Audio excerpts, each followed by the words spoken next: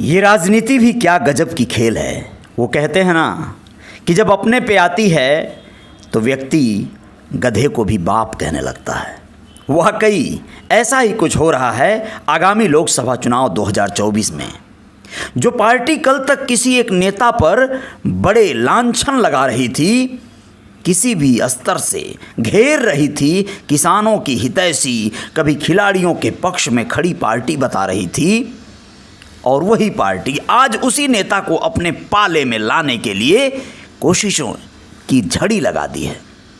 कैसरगंज से भाजपा सांसद ब्रजभूषण शरण सिंह को टिकट देने की बात पर समाजवादी पार्टी चर्चा कर रही है। अध्यक्ष अखिलेश यादव ने बड़ा बयान दिया है। अखिलेश ने कहा है कि आप लोग कह रहे हो ना तो टिकट दे देंगे। सपा अध्यक्ष अखिलेश यादव ने बिना नाम लिए सीबीआई और ईडी पर निशाना साधा है। उन्होंने कहा है कि कुछ संस्थाएं हमेशा के लिए खत्म कर देनी चाहिए।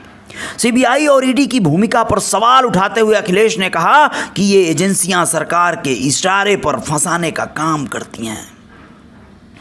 कहा कि 10 साल से ज़्यादा हिटलर का शासन भी नहीं रहा था, मौजूदा सरकार भी जाने वाली है। उन्होंने कहा कि यूपी के लोग स्वागत भी अच्छा करते हैं और विदाई भी बेहतरीन करते हैं। अखिलेश ने नारा दिया कि भाजपा हटाओ नौकरी पाओ, 80 हराओ एमएससी पाओ। क्या बात है। अखिलेश ने कहा कि विधान परिषद प्रत्याशियों और लोकसभा प्रत्याशियों की सपा की अगली सूची जल्द जारी हो जाएगी। एक्स पर मायावती के अकेले चुनाव लड़ने संबंधी बयान पर अखिलेश ने कहा कि उनको धन्यवाद।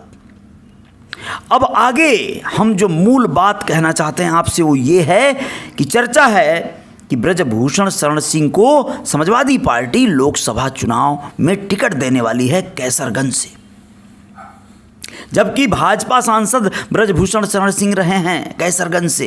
अब सपा से टिकट देने के सवाल पर अखिलेश ने कहा कि आप लोग यानी संवाददाता रिपोर्टर्स से कह रहे हो तो टिकट दे देंगे। फिर यह पूछे जाने पर कि ब्रजभूषण शरण सिंह आपके संपर्क में हैं, उन्होंने कहा कि ब्रजभूषण शरण सिंह मेरे संपर्क में नहीं हैं। सपा अध्यक्ष ने दिल्ली की घटना पर कहा कि मैंने तस्वीर नहीं देखी, लेकिन यह सम्मान, आज़ादी, संविधान, आरक्षण और लोकतंत्र बचाने का चुनाव है। कहा कि अल्पसंख्यकों को सभी को पसंद करना चाहिए, कमजोर के साथ सभी को खड़ा होना चाहिए। उन्होंने कहा कि भ्रष्टाचार के कारण सड़कों में गड्ढे हो गए हैं। समाजवादी पार्टी के प्रमुख अखिलेश ने कहा कि समाजवादी पार्टी को इलेक्टोरल बॉन्ड के माध्यम से एक बार 2.5 करोड़ रुपए मिले। ऐसी ही कुछ राशि एक अन्य बार भी मिली। भाजपा को भी इस बारे में खुलासा करना चाहिए। इससे पहले प्रदेश सपा मुख्यालय पर राष्ट्रीय अध्यक्ष अखिलेश यादव की मौजूदगी में भाजपा, जदयू और बसपा के कई नेताओं ने सपा का दामन थाम लिया। जनता दल यूनाइटेड के नेता एवं पूर्व विधायक सुभाष चंद्र श्रीवास्तव, औरैया के पूर्व विधायक मदन गौतम, पूर्व सांसद भालचंद्र यादव के पुत्र सुबोध यादव सपा में शामिल हुए। बीएसपी से पूर्व विधानसभा प्रत्याशी इलियास अंसारी, पूर्व मंत्री शाकिर अली के पुत्र परवेज अली, हरदोई के बसपा नेता एवं पूर्व विधानसभा प्रत्याशी तिलक चंद्र वर्मा, राष्ट्रीय लोक दल के वरिष्ठ नेता लतेश बिधूड़ी ने सपा ज्वाइन कर लिया। भाजपा नेता एवं वीरांगना अवंतीबाई लोधी, महासभा के राष्ट्रीय अध्यक्ष डॉक्टर सीताराम राजपूत, कमलेश कुमार गौतम और अजीत मल ने अपने समर्थकों समेत सपा की सदस्यता ली।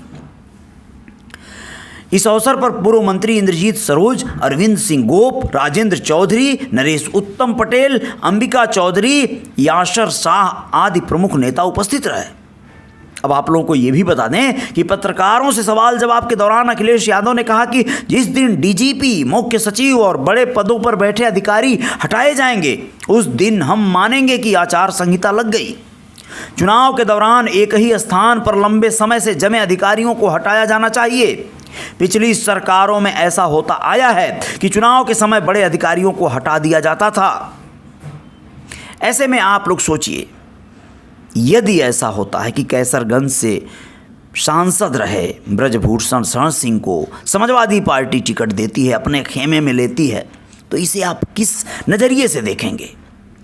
वो ब्रजभूषण शरण सिंह जो अब शायद भाजपा की लिस्ट में शामिल नहीं हो पाए हैं।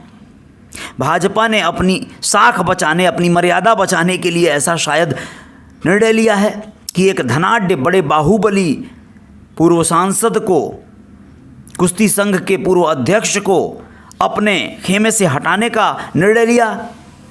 उस नेता को समाजवादी पार्टी अगर लपकती है तो क्या उसे, जो समाज है, जो एक बड़ी आबादी वाला एक वर्ग है, वो इसे सहज रूप में लेगा? जो भी हो, लेकिन राजनीति में कुछ भी संभव है। कब क्या होगा कुछ कोई बोल नहीं सकता। भाजपा भी तमाम लोगों को अपने खेमे में लाने के लिए आमादा है। तमाम दागदार चेहरों को, तमाम दागदार छवि के नेताओं को, तमाम ऐसे लोगों को जिनके ऊपर ईडी और सीबीआई की टेढ़ी नज़र है, उन्हीं को अपने पाले में लाने के लिए भाजपा भी काम कर रही है। तो इसमें कौन अच्छा है कौन बुरा है, निर्णय जनता कर सकती है। जय जयकार जारी रहेगी। धन्यवाद।